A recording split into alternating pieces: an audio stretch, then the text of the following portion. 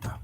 Então, pessoal, boa noite a todos, né? Hoje a gente está aqui com o Lucas Mendes, que ele é sócio, né, e executivo da Astra Solar, que é uma empresa de desenvolvimento de projetos e engenharia de usinas fotovoltaicas. Tem experiência prévia como executivo da Schneider Electric, multinacional na área de gestão e automação de energia, além de 5 anos na área de banco de investimento e fundos de capital de risco. Ele também tem MBA na IES e Business School, né, em 2014. Então, o Lucas, eu acompanho bastante o trabalho da empresa deles através do LinkedIn, né, e eu convidei ele para poder falar um pouco mais desse mercado que tem uma demanda muito grande por parte dos nossos alunos. Então, eu fico muito feliz, Lucas, de você ter aceitado o nosso convite, né, em nome tanto da turma número 1 quanto da turma número 2, né, do curso de especialização em sistemas fotovoltaicos, aqui da Universidade Federal de Viçosa. Então, com você, fica com a palavra e agradeço aí. Legal, Everton. Obrigado pelo convite. É um prazer conversar com todos. Espero que eu tenho para contar com vocês, para contar para vocês aqui, seja relevante aí, possa agregar nos estudos e na vida profissional de cada um. Tá? O Everton já falou aí um pouco sobre mim, né? Eu acho que o único ponto que eu tenho a complementar em relação ao que ele falou é que eu não sou engenheiro. Sou administrador de empresa, me aventurando aqui a falar junto a um professor de engenharia num curso que, evidentemente, tem um caráter bastante técnico aí, né? Mas eu acho que, por um lado, já tenho bastante experiência na área, então não vou tentar não falar muita besteira. Se eu falar alguma coisa errada do ponto de vista técnico aí, fica à vontade de me corrigir, ou então podem simplesmente ignorar, mas eu acho que eu posso contribuir com vocês com o conhecimento que eu tenho a respeito da estruturação do investimento, da análise de oportunidades, das estratégias de mitigação de riscos em projetos de geração distribuída. Como o Everton colocou aí, a minha formação antes de entrar na área de energia sempre foi na área de finanças, e eu sempre tive para mim o mercado de energia solar como uma ótima oportunidade de investimento. E, como toda oportunidade de investimento, deve ser analisada sob a ótica de risco e retorno, né, e não sobre a ótica de menor preço. Né. Eu vou tomar liberdade aqui de passar rapidamente por uma apresentação da nossa empresa, só para vocês saberem o que a gente faz. Prometo pular todos os slides aqui que forem de propaganda aqui de marketing, porque essa evidentemente que não é a ideia, mas eu vou falar um pouco aqui sobre a Astra Solar, sobre a minha experiência como empreendedor nesses 6 anos já de empresa, e rapidamente vou entrar numa apresentação a respeito do mercado de geração distribuída, especificamente sob a ótica de investidores que investem nesses projetos para alocação, né, para fazer um aluguel do gerador fotovoltaico como forma de remunerar o seu capital, numa forma ali próxima de uma comercialização de energia. Né? A gente vai falar ali um pouco sobre essa questão regulatória, aí você não pode vender energia, mas é um modelo que se aproxima disso aí, é um modelo onde você tem uma terceira parte, né, no inglês lá eles chamam de third party ownership, que aloca o capital, bota o ativo de pé e, no Brasil aqui, por conta dessas questões regulatórias, através de um contrato de locação, remuneram o seu investimento, vendendo essa energia aí para o mercado de varejo, né, para os consumidores de baixa tensão, residenciais e comerciais. Né. Esse modelo tem sido bastante difundido aí já, tem grandes empresas trabalhando com ele, a Origo, a Mori, a própria Semigsim montando a empresa dela para fazer esse modelo. Entrando um pouco aqui na apresentação da Astra, a gente atende a esses investidores. Né? Os nossos clientes são justamente esses investidores que estão entrando nesse modelo e fazendo esses investimentos em usinas de mini geração distribuída, né? Com um porte aí acima de pelo menos 1 megawatt, que é o mínimo que eu entendo que dá para viabilizar esses projetos. Feitas as ressalvas aqui, né? Você tem os 75 kW ali que você não paga demanda, que também são bem interessantes, ou algum projeto menor com alguma característica específica também pode ser viabilizado. Não quer dizer que só acima de 1 mega que viabiliza, não, mas é o nosso foco. Assim, a gente tenta atuar nesses projetos de maior porte. Então, vou pular esse slide aqui, né, falando aqui um pouco para vocês. A gente é uma empresa de engenharia, prestamos serviços técnicos especializados, com foco em investidores para esses empreendimentos de geração de energia solar fotovoltaica. Quando a gente começou a empresa, lá em 2016, a gente chegou a atuar também no varejo. A gente atendia aí o consumidor, né? Eu falo que a principal diferença do nosso modelo de negócio atual e daquele que a gente começou é no perfil do cliente, não é nem no porte dos empreendimentos. Mas antes a gente atendia o consumidor de energia e hoje a gente atende o investidor, empresa ou pessoa física que quer entrar nesse negócio sob a ótica de investidor para rentabilizar o seu capital, entre aspas, aqui, vendendo energia. Eu vou estar sempre falando esse termo, vendendo energia, para simplificar aqui, mas todo mundo, vocês já devem ter visto lá na 482, depois na 687, agora na nova lei, a gente não pode vender energia, né, mas aí é feito um contrato de locação com uma parcela fixa, uma parcela variável, depois eu posso até entrar mais em detalhes disso. Tem um voto do relator da ANEEL lá, quando veio a 687, explicitar a possibilidade desse modelo, que é o que eu vou voltar lá no third party ownership, né? Mas, enfim, para a gente seguir aqui, não ficar dando muita volta, né? A gente atua aí desde do desenvolvimento desses projetos, na originação de terrenos, negociação fundiária, homologação, depois damos todo o suporte para os investidores na parte regulatória, parte tributária, parte societária, entrando no que é o nosso foco aqui mesmo, que é a implantação, né, o projeto executivo e a implantação, e aí depois passando pelo comissionamento e operação e manutenção também.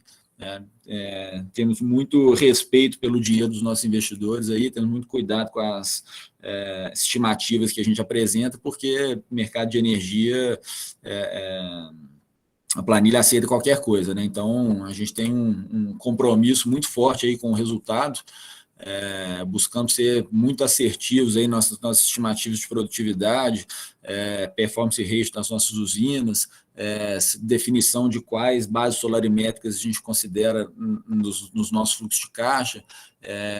Então, temos muito essa visão aí de ter essa aderência, né, entre o previsto versus realizado.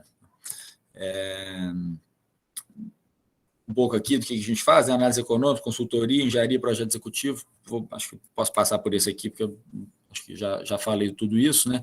Essa parte de desenvolvimento de projetos é um negócio que a gente atua bastante, não desenvolvendo e vendendo parecer de acesso, que é um negócio também que a nova lei deixou explícito agora que não pode mais, mas a gente assessora os investidores em tudo que tem que ser feito até conseguir viabilizar o projeto. Então, envolvendo desde essa parte da originação de terrenos, levantamento topográfico, sondagem, diligência fundiária, estudo de resistividade, para entender se o local que a gente tem está apto a receber um projeto, né? Depois toda a parte de homologação, trâmite ali com a CEMIG, obtenção do parecer de acesso, negociação do CUSD, definição se é obra parte, obra CEMIG, né? Então a gente presta esse tipo de consultoria aos investidores que estão entrando nesse setor, né? Junto com isso, entra toda essa parte de análise econômica dos projetos, que é um pouco do que eu vou mostrar aqui para vocês hoje, que para quem está olhando para isso sob a ótica de investimento é fundamental, né? Você ter ali uma planilha, um estimativo de fluxo de caixa confiável, que você vai poder mostrar para um banco, para um financiador, para um investidor, e usar isso como informação, subsídio para a tomada de decisão de investimento. Tá? Dentro disso, né, a gente entra também em questões tributárias, societárias e regulatórias. Eu, particularmente, me dedico bastante a isso, até pela minha formação, que não é na área de engenharia, né? Então, isso aí também pode fazer uma diferença grande aí dentro da viabilidade de um projeto, da capacidade de alavancagem, e etc. Eu, apesar de não ser engenheiro, considero que está nessa frase aí, não é da boca para fora, excelência em engenharia é o mais importante valor aqui da nossa empresa. O Guilherme, que é meu sócio aqui, infelizmente não teve como participar hoje, mas é um engenheiro brilhante, na minha visão, um cara super estudioso, super comprometido, arrisco dizer aí que é das pessoas que mais entendem de fotovoltaico no Brasil. Tivemos discussões super técnicas aí de alto nível com todos os fabricantes de inversor, desenvolvendo arranjos aí agressivos que conseguimos sempre maximizar o retorno dos projetos ou minimizar o custo da energia, né, que é a mesma coisa. atuamos muito na elaboração de projetos, a gente tem cada vez mais ido para esse caminho. Eu acho que o mercado, como o mercado de instalação aí como um todo, ele é muito competitivo e eu vejo aí um interesse muito grande das pessoas, empresas de empreender nesse setor, como foi o meu e continua sendo, né, que é natural, é um setor muito promissor, é renovável, é limpo, é moderno, então todo mundo quer entrar nisso. E do lado da demanda, a gente vê também muitos consumidores desinformados, mesmo nesses projetos grandes aqui que a gente se envolve, que teoricamente são empresas mais qualificadas, têm uma capacidade de investimento, né, já estão olhando um negócio um pouco mais sofisticado, a gente vê muitas vezes um desconhecimento enorme dos compradores também. Né? Então, você tem um conjunto aí de vendedores muito agressivos, compradores desinformados, num mercado sem barreira de entrada que leva a preços muito baixos. Então, a gente atua na implantação de usinas, no fornecimento de equipamentos, mas a gente tem tentado direcionar a nossa empresa cada vez mais para uma área de inteligência, assim, né, onde a gente realmente consegue agregar valor através do nosso serviço e não uma empresa, sem desmerecer, até porque esse é o nosso carro-chefe, uma empresa de montagem eletromecânica, né, que a gente faz muito. Mas então, falei tudo isso porque a gente tem feito muito projeto executivo. Recentemente fechamos contratos com 2 grandes empresas aí do setor, uma delas a Vision Energisa e outra a Bulb MGD, para fazer só elaboração de projeto executivo de usina, sem entrar na parte de implantação nem fornecimento, muito em função aí dessa excelência na engenharia que a gente tem tentado manter como um valor fundamental da empresa. Dentro do nosso escopo, aí, quando a gente entra na implantação dos projetos, né, a gente faz toda a gestão de suprimentos, fazemos a importação dos módulos, dos trackers, dos inversores, fazemos aí o gerenciamento e a implantação das usinas, trabalhamos aí na maioria dos casos com fornecedores subcontratados na parte civil e fazemos a montagem eletromecânica e o comissionamento com mix aí de equipe própria e equipe terceirizada. A parte de comissionamento, essa sim a gente faz toda dentro de casa, com um time separado, o time de implantação, que chega lá nas usinas e vai ali com o olho do dono ali, tentando fazer todos os testes e garantir que a usina está sendo entregue conforme especificação e com os níveis de performance que foram acordados com os investidores. E depois entramos aí na parte de operação e manutenção e gestão de ativos, parte de faturamento também, a gente faz bastante, que é um negócio que a gente também vê aí cada vez mais as pessoas dando valor a isso, porque pode fazer toda a diferença entre um bom investimento e um investimento ruim ou pouco rentável. Aí passando aqui rapidamente sobre com o nosso track record, né, a gente tem 40 megas já implantados e dos quais mais de 30 com tracker. A gente focou muito em usar o sistema e o rastreador. Já trabalhamos com todos os fabricantes de módulos, de tracker, de inversor, todas as tecnologias de módulos bifaciais, tipologias de inversor,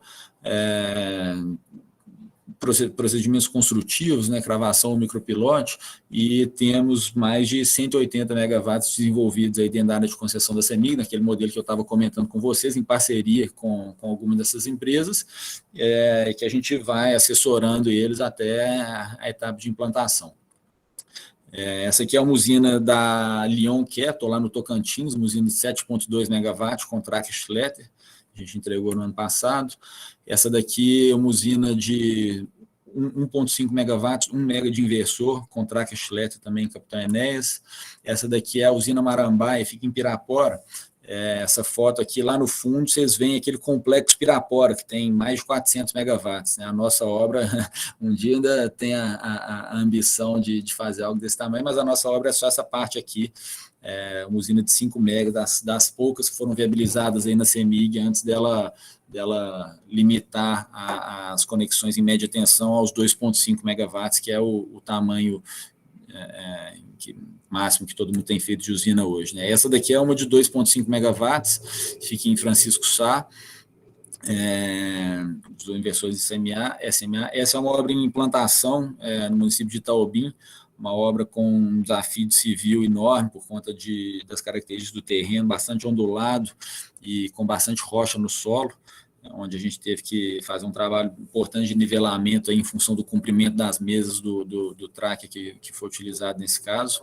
Essa daqui é uma outra usina em implantação no município de Pirapora, ela já está entrando na fase de conhecimento, de comissionamento, perdão, e aí chama atenção aqui para vocês, para essas bacias de contenção aqui embaixo, para escoamento da água de chuva. Esse sistema de drenagem aqui ele não está pronto ainda, mas a gente viu aí que a usina suportou muito aí todos esses dias de chuva pesada que a gente teve esse ano.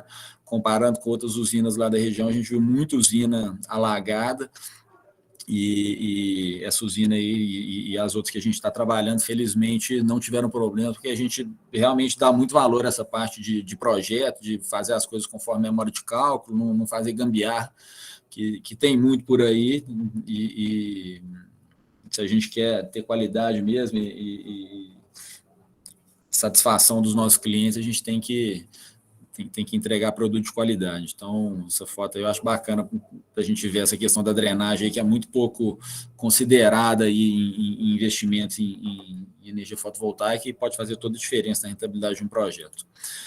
Só comentando, Lucas, nesse ponto aí, um aluno nosso da primeira turma, ele trabalha na área de manutenção, e aí outro dia a gente até teve reunião do trabalho de conclusão de curso dele, e ele falou que chegou atrasado porque teve inundação lá na usina dele, entendeu? E aí eles tiveram que pôr bomba para poder tirar a água lá, porque a subestação teve que ser desligada, teve muita dor de cabeça. Isso acontece mesmo. Obrigado pelo comentário, e assim, um ponto que também chama atenção é que assim, os contratos, quando o investidor vai contratar a implantação de uma usina, por mais experiente, bem intencionado que ele seja, ele vai querer olhar o custo, né? Vai querer reduzir o custo.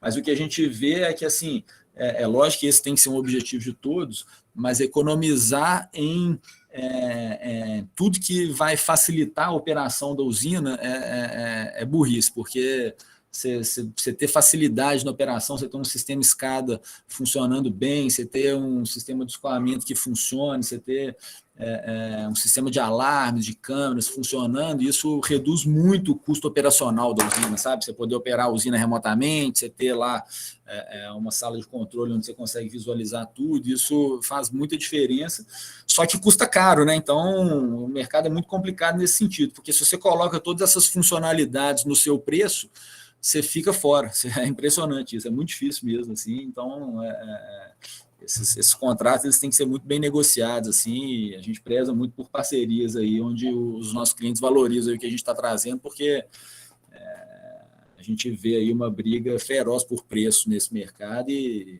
acho que não é o caminho que a gente busca. Nesse ponto, Lucas, na parte, por exemplo, lógico, do dia que você começou até hoje, você teve uma evolução muito grande no conhecimento. Com certeza, né? Com certeza. Nos primeiras usinas que você fez, né, que às vezes muitos alunos têm essa curiosidade, porque às vezes tem muito medo de fazer a primeira usina maior, né, tal. Uhum. Então, da primeira usina que você fez, né, o fluxo de caixa que você fez para atingir aquela usina, construí-la, para o que você tem hoje de conhecimento, como que você avalia, assim, você errou muito, você subdimensionou muito, você... Não, é um ótimo ponto, assim, porque acho que são dois pontos, né? Uma coisa é quanto que ela custou e outra coisa é o meu fluxo de caixa, né? Mas assim, eu acho que a pergunta é mais assim, em relação a desvio de custo, a gente não teve um desvio muito grande, não. Mas a primeira usina que a gente foi fazer foi essa usina de 1 mega que eu mostrei ali em Capitão Enéas. Antes dela, a gente já tinha feito, a maior que a gente tinha feito devia ser de uns 300 kW. Assim. A gente foi muito diligente, assim, tinha muito tempo que a gente já estava trabalhando com isso. Igual eu falei, o Guilherme, meu sócio aqui, eu considero um engenheiro brilhante, muito capacitado para fazer isso. Agora, o mais importante que você colocou aí é a questão da negociação, da alocação de riscos com o cliente, né? E de como que fica o seu fluxo de caixa. Você perguntou do meu fluxo de caixa, eu não coloquei nenhum centavo para fazer essa obra, porque eu negociei ela bem negociada. Naquele caso, hoje eu não tenho trabalhado mais assim, mas naquele caso os equipamentos foram comprados pelo meu cliente, e não só os equipamentos foram comprados pelo cliente, mas o risco de variação de preço era assumido por ele também. Né? Então, é isso que eu acho que é importante as pessoas que estão começando terem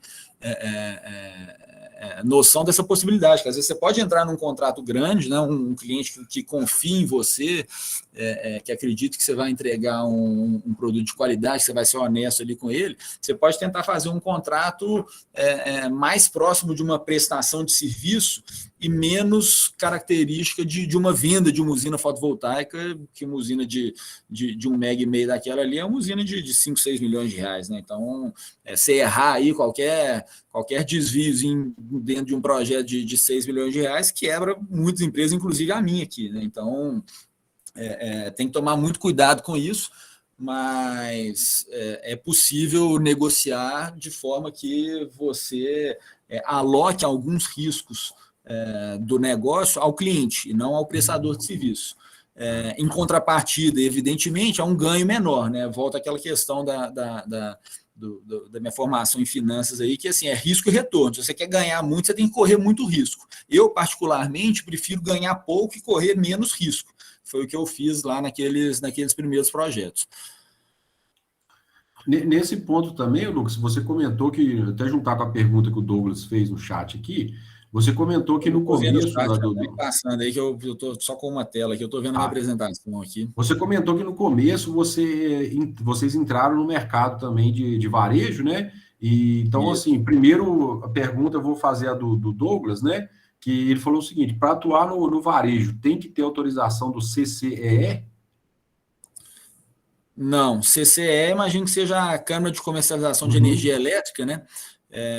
Que é o agente que processa todas as transações ocorridas no mercado livre e no mercado regulado entre as distribuidoras, transmissoras, geradoras e as comercializadoras. Então, é a Câmara de Comercialização de Energia.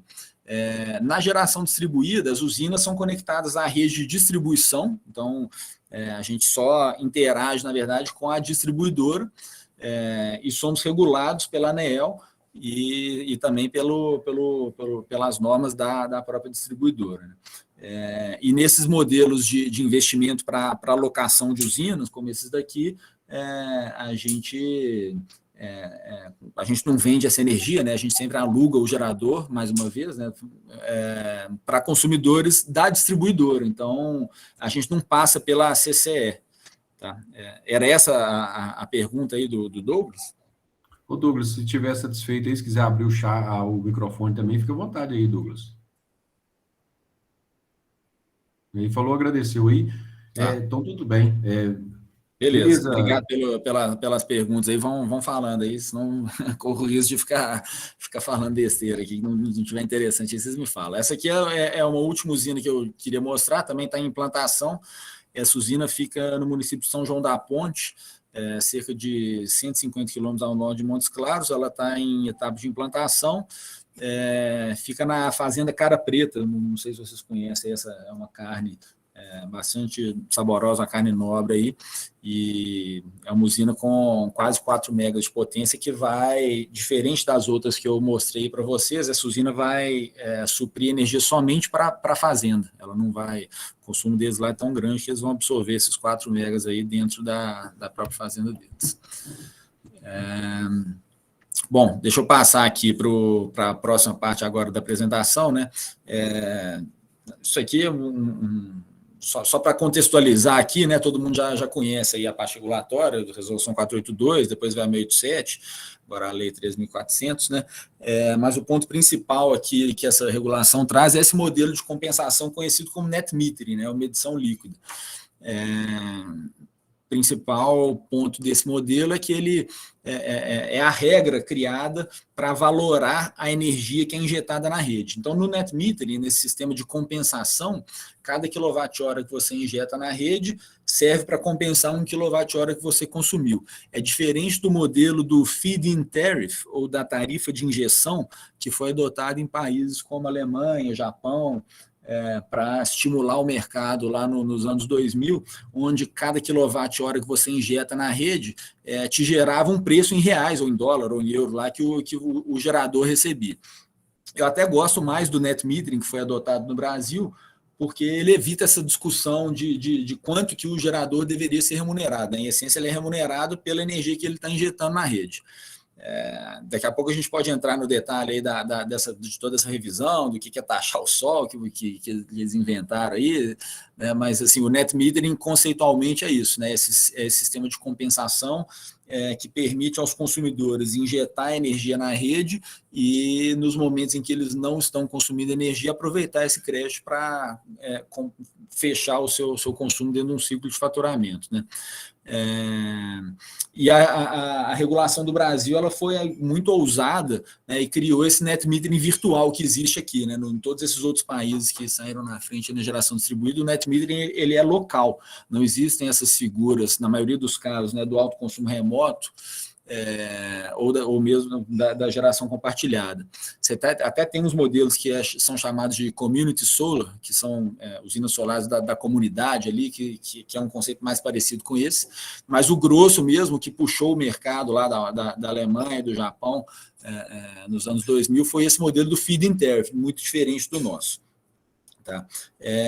E esse modelo ele traz essa quebra de paradigma, onde pela primeira vez esses consumidores de baixa tensão têm uma alternativa em relação à distribuidora, e são justamente eles que pagam a tarifa mais cara na energia. E aí que está toda a beleza do negócio, toda a oportunidade, toda a rentabilidade que a gente consegue nesses investimentos, né? E nesse modelo que a gente trabalha aqui, a remuneração do ativo se dá através desse contrato de locação do gerador fotovoltaico ao consumidor de energia. A evolução da regulação, e acho que todo mundo já conhece, né? Recentemente, no início do ano, a gente teve a publicação do Marco Legal da Geração Distribuída, Lei 14.300, que trouxe ali algumas inovações, né? E o grande debate em torno da Lei 14.300 foi sempre em relação à valoração da energia injetada.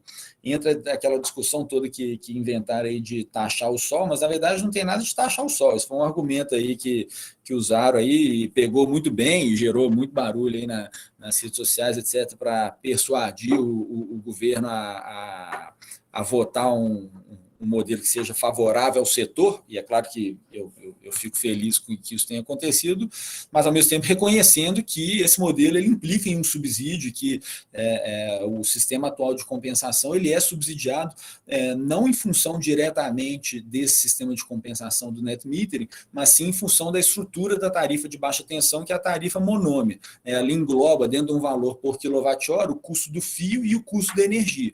E a geração distribuída ela continua usando o fio. Então, a gente pode argumentar aí que, por outro lado, ela traz outros benefícios, ela traz redução de perdas nas redes, ela posterga investimentos em ampliação da distribuição e da transmissão, mas, essencialmente, a distribuidora, perdão, ela perde receita quando a gente entrega energia para esses clientes, e isso configura aí um subsídio cruzado, né? Eu gosto de falar isso, que eu reconheço isso, já fui muito criticado aí no setor por falar o que eu penso, mas eu acho que tecnicamente é uma conta matemática, assim, não dá para... Quem vai contra isso, acho que quer ser meio fanático, meio apaixonado aí, vai pela emoção.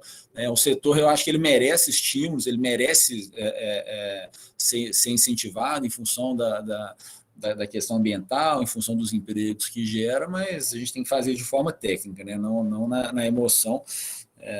Mas, enfim, faço esse parênteses, esse comentário a respeito da Lei 14.300, porque ela foi aprovada agora e o que gerou essa discussão toda foi justamente essa valoração da energia injetada na rede. Eu acho que todo mundo aí já deve conhecer bem essa lei, e ela traz algumas novidades ali, especialmente em relação a esse critério de transição até o momento em que a energia gerada pelos sistemas fotovoltaicos vai ser valorada somente pela ATE, né, que é o valor da energia mesmo. Mas, principalmente, essa lei estabelece aí o prazo de 12 meses para desenvolvedores, como a Astra, ou como os nossos clientes, para eles entrarem com solicitação de acesso para conexão na rede e se mantém nas regras atuais de compensação até 2045. Então, isso foi muito bom para o setor, isso trouxe uma segurança regulatória enorme, que era muito necessária, e a gente pode esperar aí que até o fim desse ano vai ter muito projeto saindo, né? Quer dizer, na verdade, a gente tem até o fim desse ano para entrar com a solicitação, mas, na verdade, esses projetos vão acabar sendo implantados até 2024, 2025, a gente vai ter muito projeto desse tipo saindo. Não acho que os projetos vão deixar de ser viáveis à medida que for mudando essa regra de compensação, porque as tarifas têm uma tendência a subir por diversos motivos aí no Brasil, enquanto a tecnologia só tende a cair, a se desenvolver, aí, né? As placas tendem a se desenvolver e se tornar cada vez mais baratas, mais eficientes. Então, também não acho que vai ser o fim do mundo aí na hora que mudar a regra de compensação, não. Um ponto que eu acho relevante pensar aí, eu acho que tem muita gente aí entusiasmada com esse negócio da lei, fala, agora eu vou desenvolver um tanto de projeto, mas especialmente para quem atua aqui em Minas, né, a CEMIG tem um mapa de disponibilidade dela lá no site dela, e a gente vê que os lugares bons praticamente já foram todos tomados, né, no norte de Minas hoje, especialmente na região da Sudene ali, na região que não está no Vale do Jequitinhonha, que infelizmente tem uma irradiação mais baixa, né? A região ali já foi toda tomada, né? Não tem mais capacidade de escoamento, onde ainda sobra na zona da mata, no centro-oeste, no sul de Minas, que são projetos menos competitivos, mas que ainda são bastante rentáveis. Não acho que isso deve desestimular quem tem a ambição de desenvolver projetos esse ano aí, não, porque ainda tem muita oportunidade, né? Tem alguma dúvida aí? Acho que alguém fez um comentário. O Eric quer fazer uma pergunta? Ô Lucas, boa noite. É sobre esse tema, né? Desculpa te interromper. A gente teve uma palestra no curso aqui. Quanto mais interrupção tiver aqui, mais confortável eu vou ficar. Não, tranquilo. A gente teve uma palestra um tempo atrás de uma profissional da ANEEL, né, que apresentou para a gente, na época, o projeto de lei. E aí, esse fato desses 12 meses, né, para poder instalar. Eu perguntei para ela se ela achava que o sistema, a rede da concessionária estava preparada para receber esse tanto de projeto que eu achava na época que ia ter, né? Do ponto de vista de vocês estão se planejando de alguma forma? Vocês acham que vai aumentar um volume muito grande de projetos? Ou vocês estão esperando para seguir a onda, ver o que dá para fazer, alguma coisa assim? Eu acho que vai aumentar muito o volume de projetos, muito em função de projetos que já têm o parecer de acesso emitido pela concessionária, né? São solicitações de acesso que foram feitas aí ao longo dos últimos anos, com o CUSD, né, o contrato de uso do sistema de distribuição já assinado, que prevê aí uma implantação ao longo dos próximos 12 até 36 meses. Né? Então, tem muita coisa para sair desses projetos que já tem parecer de acesso emitido e ainda tem muito parecer de acesso para sair aí, que ainda vai ser desenvolvido ao longo desse ano. Mas, assim, o que tem para sair é muito maior o estoque de projetos para sair, é muito maior aqueles que já têm parecer de acesso emitido do que os que ainda vão ser dos novos pareceres de acesso que vão sair esse ano. Né? Falando especialmente em relação à CEMIG, que é o nosso mercado, né, onde a gente atua mais, onde a gente conhece melhor. E aí, assim, sobre a capacidade da rede de absorver toda essa energia, eu não me atrevo a entrar nessa questão absurdamente técnica, né? Você entra em queda de tensão e tem um tanto de coisa aí que não vou. Vocês certamente vão ter outras pessoas mais qualificadas aí para dissertar sobre esses temas aí para vocês, né? Mas o que na minha visão de leigo aqui, de empreendedor, o que eu vejo? Né? A CEMIG, quando ela emite um parecer de acesso, ela já leva em conta a capacidade daquele alimentador, daquela subestação, de escoar essa energia até a carga. Né? Então, é por isso que quando ela emite um parecer de acesso, ela exige lá uma série de adequações, de condicionamento, extensão de rede nova, de melhorias nas subestações, justamente para dar conta de escoar essa energia.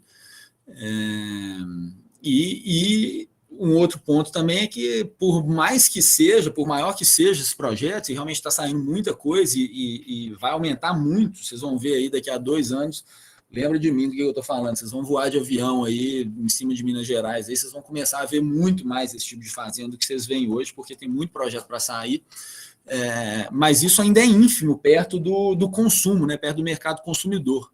Eu tenho uma análise aqui para frente que eu vou mostrar para vocês, não acho que a gente deve entrar em muito detalhe nela, porque ela é muito complexa, mas eu mostro que o mercado consumidor, e é fácil a gente imaginar isso, né, a carga total da CEMIG é muito maior do que a geração total de fotovoltaico. Né, e aí é lógico que a gente não está olhando só a fotovoltaica, a gente tem que olhar o mix de fontes aí no sistema, mas não vai sobrar energia, né, não vai vai demorar muito para isso acontecer, né? Essas fontes elas não são despachadas, então sempre que está gerando, ela vai estar sendo absorvida ali pela rede, ela tem prioridade ali na fila do despacho, né? Quer dizer, modo de dizer, porque ela não é despachada. Né? Isso aí? Não, beleza. Não, obrigado. Tá, beleza. Então, aqui, mostrando um pouco desse modelo, né? Um modelo que eu não gosto muito de ficar usando termo em inglês, mas nesse caso eu não consegui traduzir isso aqui até hoje. É um modelo onde uma terceira parte tem a posse do ativo, né? Então, você tem uma SPE, uma sociedade de propósito específico, que é dona da usina, ela faz um contrato de locação para um consórcio ou cooperativa. Agora, a nova lei trouxe a possibilidade também da associação, né, que é uma figura que eu entendo ser mais simples aí, que eu acho que vai começar a aparecer aí. Eu nunca vi nada de associação ainda, porque é um negócio muito novo, mas eu acho que deve substituir esses consórcios ou cooperativas, né? Mas o fato é que, no modelo atual, os clientes, né, que são esses consumidores de energia em baixa tensão, devem se agrupar dentro desse veículo que, por sua vez, celebra um contrato com a SPE, que é a dona do ativo. Né?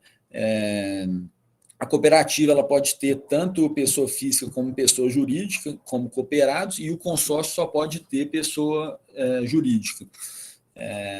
O consórcio, teoricamente, ele era mais fácil, mas na cooperativa você tem a vantagem de que os consumidores residenciais pagam a tarifa mais cara de todas. Né? Então, a cooperativa é um pouco mais difícil de ser constituída, ela é um pouco mais difícil de ser regulada ali. Você precisa de 20 cooperados na largada ali para constituir uma cooperativa, mas ela, entendo, ser mais atrativa aí em função do mercado residencial. Né? Aí aqui um pouco dos benefícios. Otacílio, não sei se você quer fazer uma pergunta do slide anterior, Otacílio? Por favor. Vontade.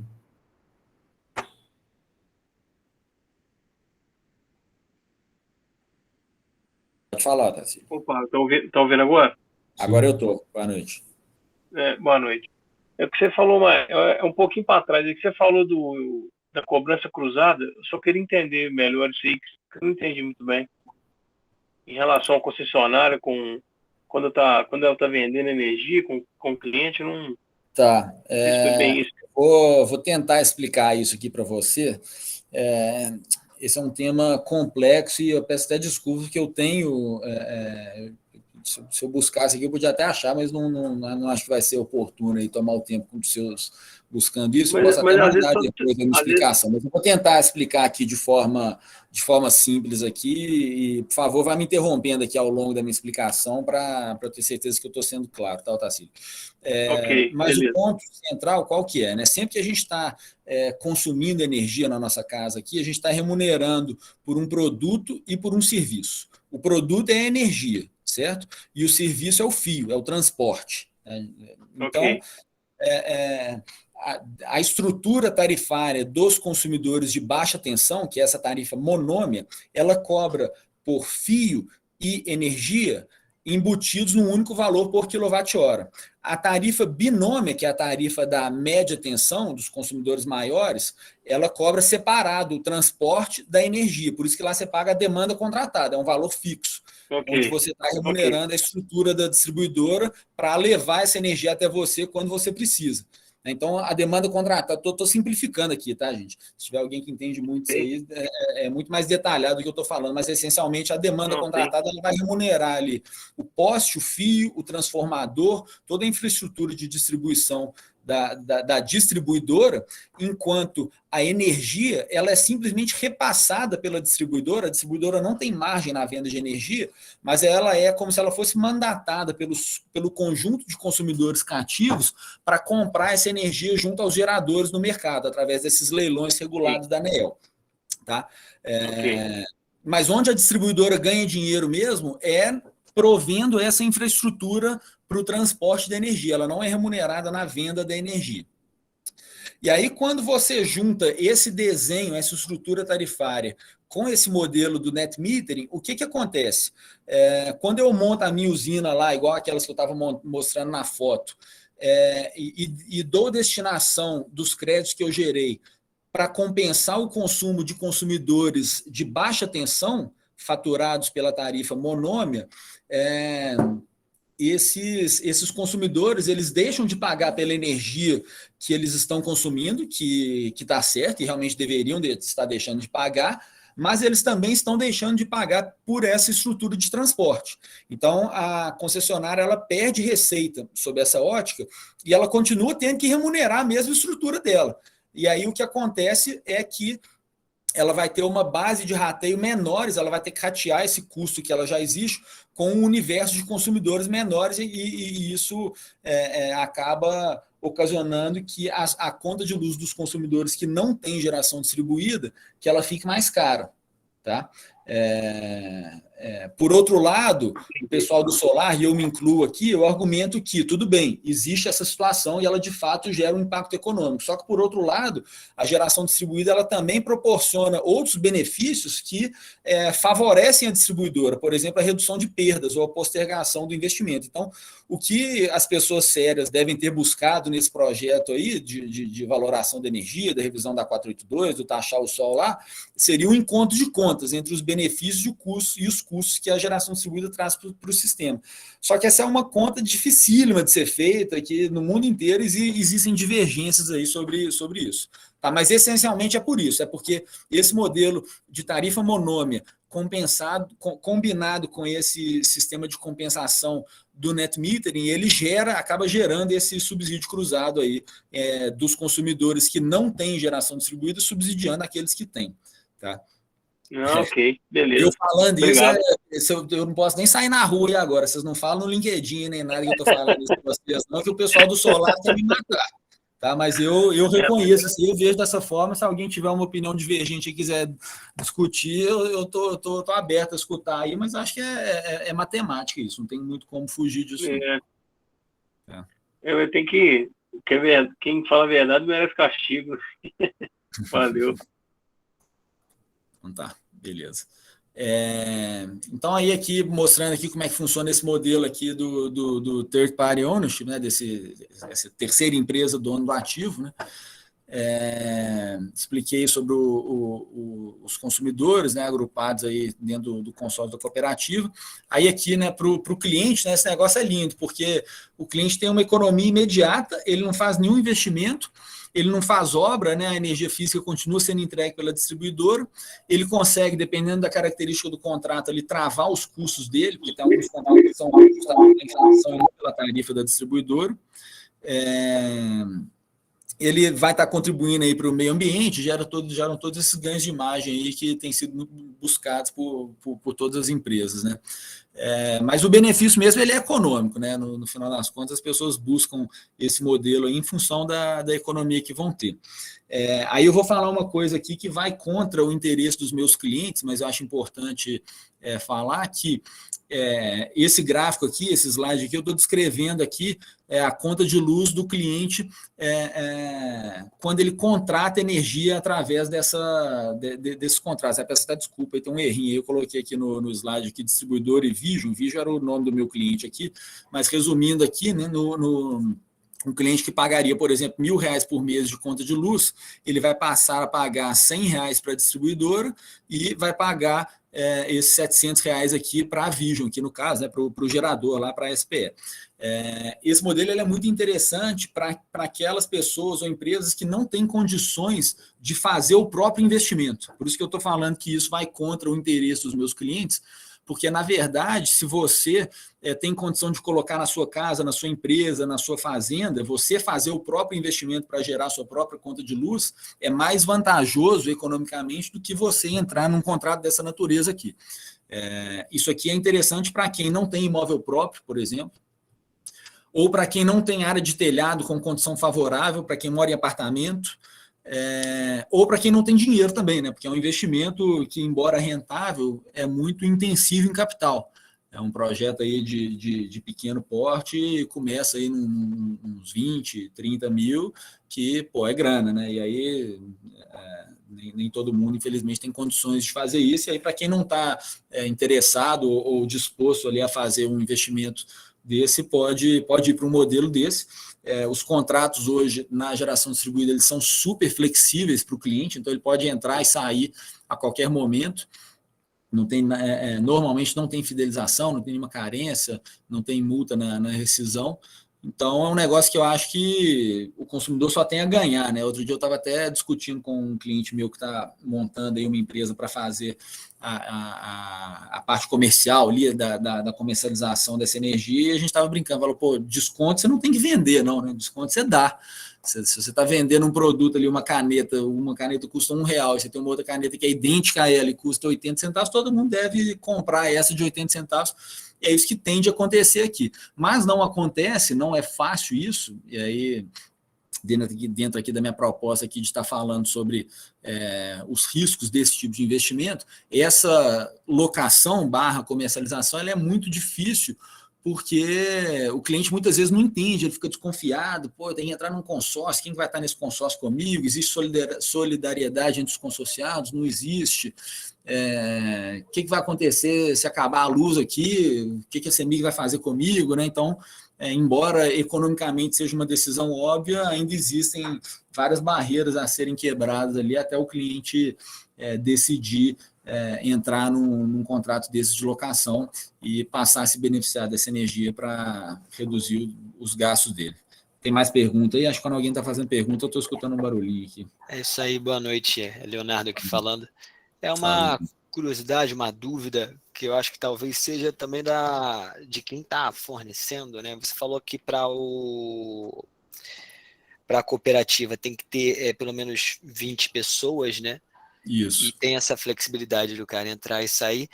Quando forma a cooperativa, se você tiver, de repente, com um número marginalmente próximo desses 20 aí, não, cara, você precisa alguém resolver sair. Mas imagina, você está com 22 e deu uma dor de barriga em alguém que falou assim, eu quero sair. E aí acaba que tua cooperativa fica com menos do que 20. Isso inviabiliza o projeto? Cara, nunca aconteceu comigo, tá? Não tem a resposta certa, cara. Eu prefiro não te dar essa resposta aqui, tá? Porque corri de falar uma besteira aqui. Sim. Pode ser que não vai aparecer para ninguém, ou pode ser que também não vai acontecer nada. Mas o que eu sugiro nesse caso para mitigar esse risco, assim, se for acontecer por acaso, põe pai, mãe, filho, papagaio, taxista, conhecido, amigo, põe lá na cooperativa lá e destine 0% do crédito energético para esse cara, mas pelo menos você não descaracteriza a cooperativa, né? Não tem nenhuma simulação, não tem nada de errado nisso. Você vai ter as pessoas cooperadas lá, respeitando as regras aí que regem a constituição de cooperativa no Brasil, mas nem todos esses cooperados vão estar se beneficiando do crédito energético. Isso é tranquilo de fazer. Valeu, obrigado. Beleza. Alguém mais quer fazer alguma pergunta aí? Por favor, fique à vontade, eu vou passando aqui. Então, aí aqui entrando um pouco nessa parte do mercado potencial, eu acho que aqui, a parte um pouco mais detalhada aqui dessa apresentação, eu posso até compartilhar isso com vocês depois, porque tem bastante estudo por trás aqui e muitos dados, né? Mas eu acho que é uma análise muito relevante, né? Qualquer um que vai fazer um investimento desse porte tem que entender para onde, quem vai remunerar esse investimento, né? Onde eu vou colocar esse produto, né? Então, a gente entende aí que o mercado potencial corresponde aos consumidores da classe B, né, atendidos em baixa tensão, dentro dessa estrutura de tarifa monômica que eu estava explicando para vocês, justamente em função do benefício que tem, porque nessa tarifa monômica a gente consegue compensar os dois componentes da tarifa, o fio e o transporte. Tá? Aí dentro da classe B, a gente tem os consumidores da classe B1, que são os residenciais, e os consumidores da classe B3, que são os comerciais em baixa tensão. Tá? Os consumidores da classe A, ou do grupo A, eles são tarifados naquela tarifa binômia, né? Onde a gente separa a demanda por potência pelo consumo de energia, e a gente só consegue compensar a parcela de energia utilizando os créditos da geração distribuída. Então, a princípio, esse consumidor ele não é atrativo para essas usinas de locação. Contudo, eu faço uma ressalva aqui que esses consumidores, além deles serem tarifados nessa estrutura binômia, eles também pagam a tarifa horária, que tem aquela hora, o horário de ponta, né, entre as 17 e 20 horas, onde a energia é super cara. E aí, se a gente consegue exportar a energia para esse cliente para compensar essa tarifa horária dele no horário de ponta, eles podem ser interessantes a geração distribuída, porém, dentro dessa análise que eu vou mostrar para vocês aqui, não foram considerados. Tá? Tem alguma pergunta aí? Tem, está me ouvindo? Pode falar. Entre aqueles 20 pessoas que você falou, quanto a unidade consumidora só ou pessoa física ou jurídica? Por exemplo, quando você constitui a cooperativa, você tem que ter 20 cooperados. Aí o cooperado pode ser pessoa física ou pessoa jurídica, e não tem nada a ver com quantas unidades consumidoras cada um vai ter. Não adianta nada você ter uma pessoa física com 30 unidades consumidoras em nome dela, e todas essas 30 unidades consumidoras recebendo créditos energéticos. Ainda assim não adianta. Essa questão é uma questão que é dada pela, eu não sei, confesso que eu não tenho aqui na ponta da língua aqui qual que é a lei das cooperativas, mas tem uma lei que estabelece que tem que ter no mínimo 20 cooperados. Então não é nem uma questão da CEMIG, da ANEEL, do regulador ali, é uma questão de junta comercial ali, de você poder constituir uma cooperativa, e aí eu só tenho certeza a respeito da Constituição, que você precisa de 20 cooperados, podendo ser pessoa física ou jurídica. Obrigado. O Jackson quer falar aí, Jackson? Isso, Lucas, é o seguinte, você falou aí em relação aos consumidores do grupo A, né, que eles não são muito atrativos, até porque também nesses horários que você pode compensar essa energia, eles pagam um quilowatt mais barato, né? Por isso que eles não são atrativos, né? Não é isso que você quis falar? Exatamente, é isso aí. A usina solar gera no horário fora ponta, né? Que é onde a energia é mais barata. Ok, obrigado. Tá? Mas, por outro lado, eu faço essa última ressalva nesse último bullet point aí desse slide, que a regra de compensação ela estabelece que se você gerar mais energia do que o que foi consumido naquele posto horário, no caso, no horário fora ponta, você pode compensar essa energia no horário de ponta. Aí você vai fazer uma regra de 3 entre a tarifa da ponta versus a tarifa fora ponta, e vai chegar ali no multiplicador, e você vai valorar ali, por exemplo, que cada quilowatt-hora que você gerou no horário fora ponta, ele vai servir para compensar 0,6 kWh no horário ponta. Só que como a tarifa no horário ponta ela é muito alta, essa conta pode ficar bastante atrativa em alguns casos. Só que para isso você tem que ter, por exemplo, um perfil de consumidor que eu sempre vejo que pode se beneficiar desse modelo, é uma universidade, porque a universidade ela pode ter pouco consumo no horário fora ponta, onde a energia é barata, e consumir muito na ponta, nesse horário aí que é o período de aula noturno. Então, uma universidade, por exemplo, especialmente se ela tiver energia sendo gerada junto à carga, ela pode injetar energia no horário fora ponta e aproveitar esse crédito no horário de ponta. Mas, de forma resumida, eu não para a definição aqui do mercado potencial, não estou considerando esse universo de consumidores dentro dessa análise. Tá? Eu mostro aqui alguns dados para vocês, né? Considerando aí esse mercado da baixa tensão, B3 e B1, o consumo da CEMIG é de 19.235 gigawatt-hora, que corresponde somente a 43% de todo o mercado da CEMIG distribuição. E aí, dentro desse número aí, 28% baixa tensão comercial, e o residencial são 56%, ou 25% do mercado total. E aí leva para esse mercado potencial total de 16 mil gigawatt-hora ano. Só que é interessante notar que o investidor que está entrando nesse modelo, ele não quer pegar o consumidor que fica ali com o consumo muito próximo à taxa de disponibilidade, né, aquela taxa mínima.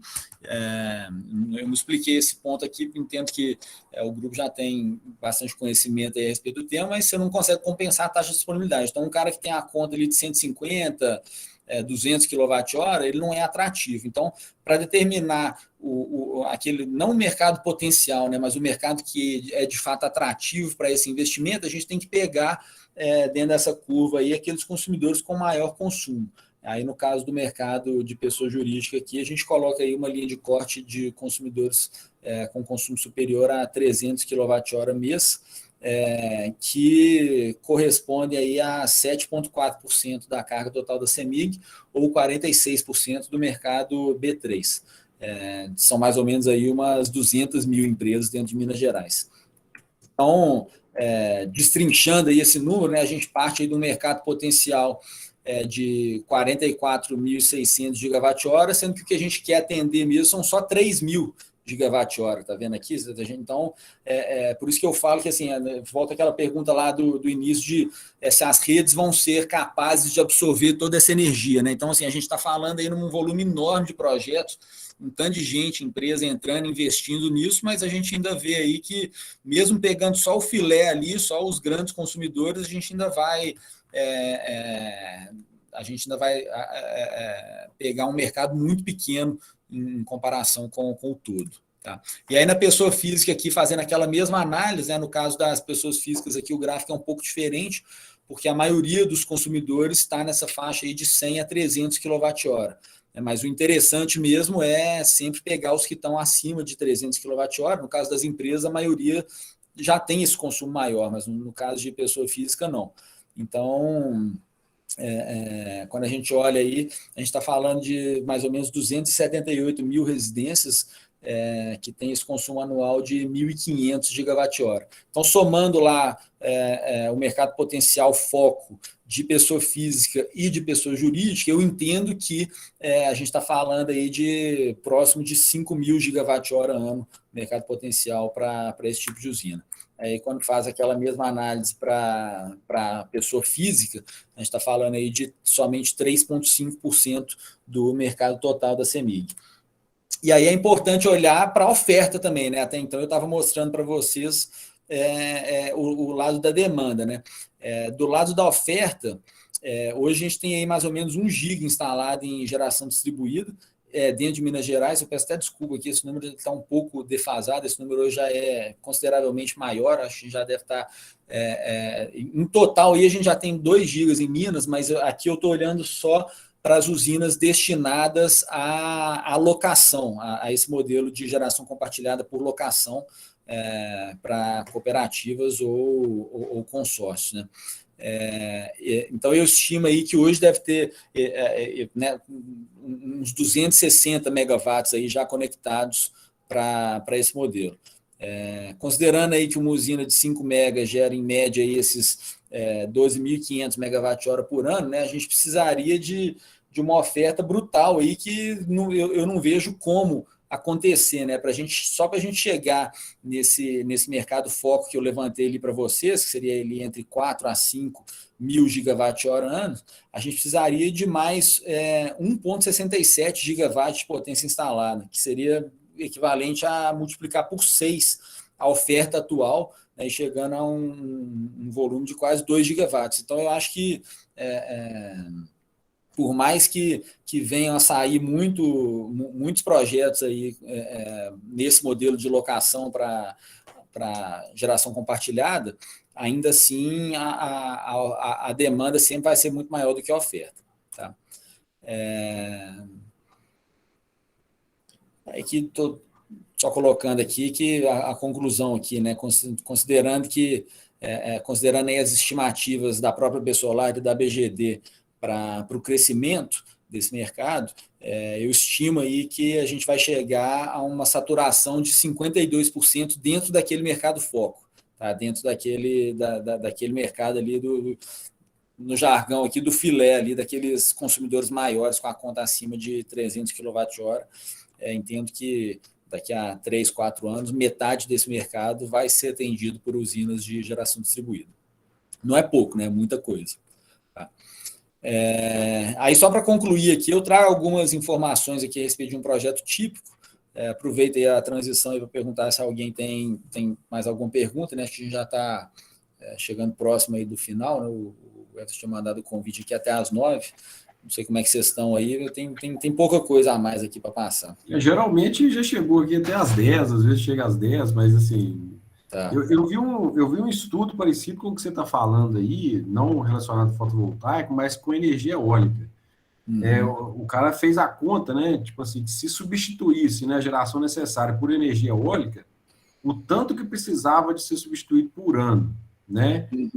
E o tanto que estava sendo feito hoje, nunca ia conseguir chegar, entendeu? Porque depois de um determinados, sei lá, 25, 30 anos, você tem que começar a fazer a repotencialização das usinas eólicas, dá lá o caso de troca-pá, outras coisas, torre, teve manutenção lá e tal. E aí entrava no ciclo de novo, porque aí não tinha condição de fazer o tanto que precisava, né? Eu acho que seu estudo é bem interessante, que você mostrou, principalmente pensando também que os módulos estão perdendo eficiência ao longo do tempo, né? Então, depois de 20 anos, ele perdeu 20%. Não, perdendo, sim, os modos instalados estão perdendo, você tem razão, entendi o seu ponto. Então, esse negócio aí, depois eu vou até ver se eu acho de novo esse vídeo que eu assisti, e eu vou passar para o pessoal esse vídeo, é bem interessante. Legal. Certamente vai ter muito mercado, ainda mais num país como o nosso, privilegiado por tantas hidrelétricas com armazenamento, né? Eu acho que o nosso modelo comercial e o modelo operativo do setor elétrico, ele explora muito pouco a capacidade a complementariedade entre as hidrelétricas e as fontes renováveis, né? A gente tem restrições operativas aí nas hidrelétricas que a gente não consegue fazer o que muita gente pensa de falar, durante o dia você fecha as comportas ali, deixa a hidrelétrica só armazenando água, deixa o sol ali dando conta da demanda, e aí de noite, quando você não tem sol, você abre as hidrelétricas e aproveita essa energia que foi acumulada, né? Isso não funciona na prática, não é bem assim, você tem outras restrições aí relacionadas às vazões mínimas das usinas, questões de mortandade de peixe, irrigação, etc., que tem que ser observadas, mas ainda assim o nosso modelo comercial ele é muito engessado, e as hidrelétricas, você vê, no Brasil a gente tem aí, mesmo considerando aí a perda de espaço que essa fonte teve nos últimos anos, mais da metade da energia brasileira ainda é gerada por hidrelétrica, né? Quando você compara com outros países, esse número é absurdamente grande, e tem outros países aí que tem uma penetração de energias renováveis muito, muito, muito superior à nossa, né? Renováveis intermitentes que eu estou falando aqui, né? Solar e eólica principalmente. Então, eu acredito aí que a tendência é essa, porque além de todos os atributos ambientais aí que todo mundo busca, essas fontes têm se mostrado muito competitivas aí nos leilões, mesmo sem qualquer tipo de subsídio, já são mais baratas do que as fontes tradicionais, e mesmo quando considerado aí o custo também de manter a confiabilidade do sistema, considerando a volatilidade aí na geração. Mas, enfim, pessoal, só para concluir aqui, eu trago aqui alguns dados aqui a respeito de um projeto típico, tá?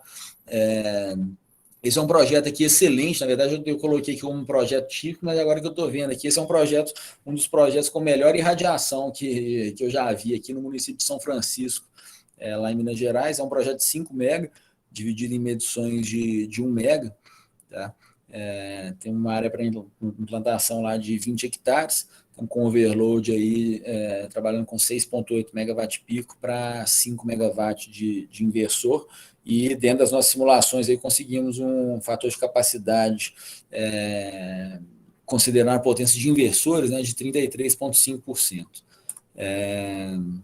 Aí como é que a gente olha isso, né? A gente olha os pareceres de acesso, e o principal ponto quando a gente busca um parecer de acesso viável é quando a obra de conexão, que sempre vai ser necessária, é integralmente bancada pelo ERD, que é o encaixe de responsabilidade da distribuidora.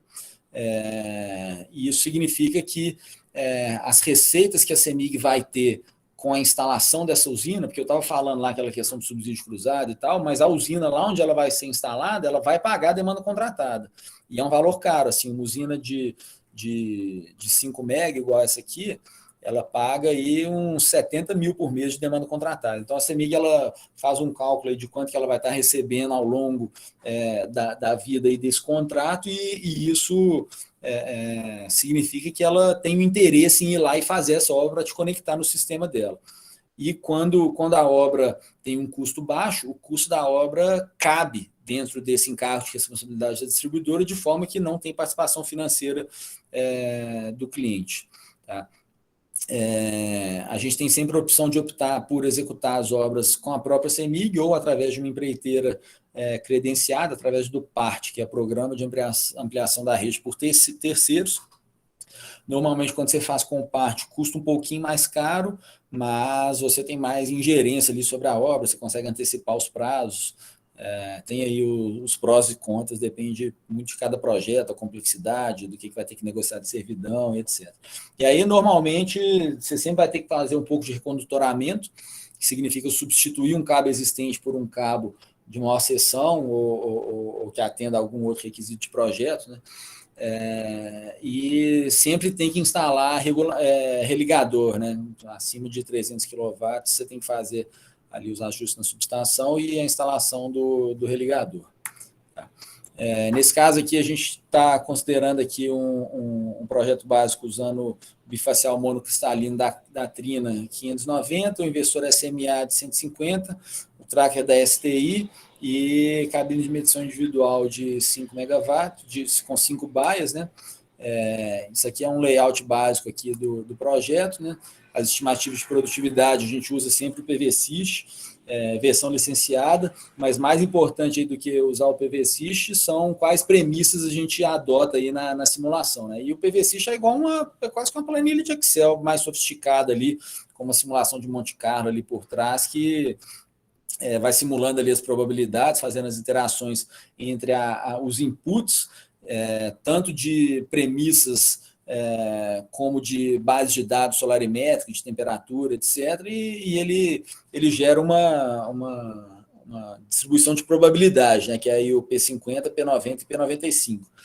O P90, que é o mais utilizado, significa que você tem 90% de chance de que a geração dessa usina vai ser superior a esse número que o PVSys está te dando, considerando todos os outros parâmetros constantes, né?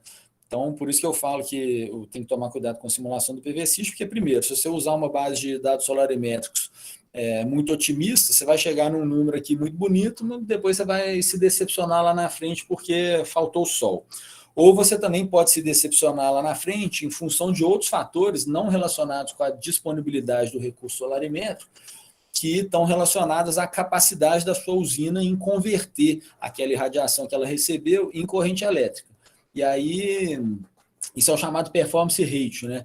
Então, você vai ter perdas por sujeira, você vai ter perdas por transformação, você vai ter perda nos cabos, você vai ter perda por temperatura, e aí se você não considerar tudo isso na sua simulação, você vai ter uma decepção lá na frente, porque a sua usina vai ser menos eficiente em converter a irradiação que ela está recebendo em corrente elétrica. Tá? Aí aqui um pouco das premissas do modelo financeiro, um projeto desse ele demora aí uns 8, 9 meses para ser implantado.